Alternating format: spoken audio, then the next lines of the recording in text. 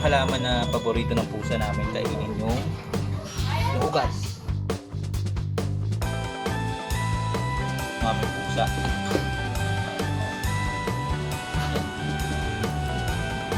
Ayan.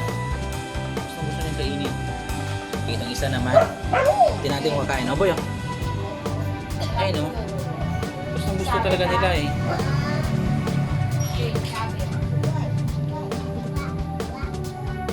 Ito yung halaman na to. Ganyan yung bulaklak.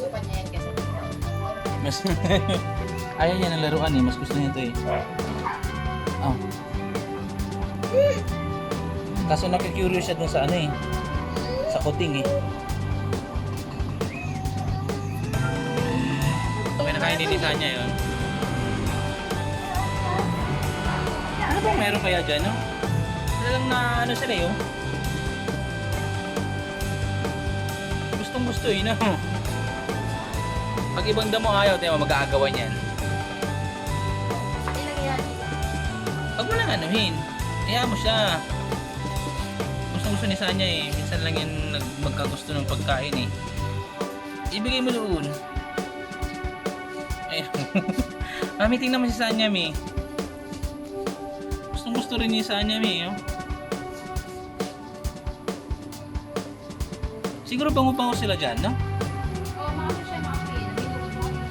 Yan, bango-bango siya, oh. Kinakain niya talaga eh.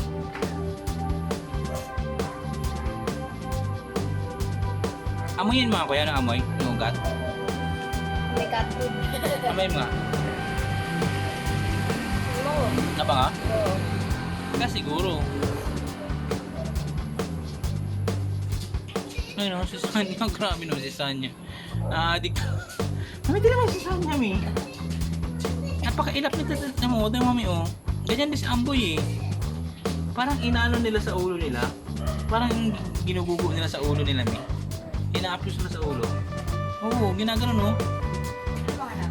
Hindi ko alam. Hindi, dapat butas na. Wala na po yun yung ID. Tinan mo, Mami. Gumaganon sila, Mi. Pati si Amboy na gumaganon, eh. Di ba? Kaya? Parang siya buhay.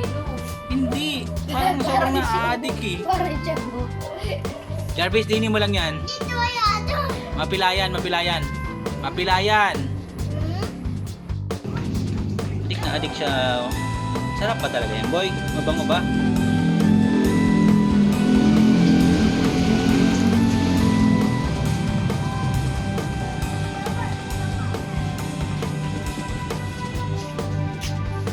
Grabe ha.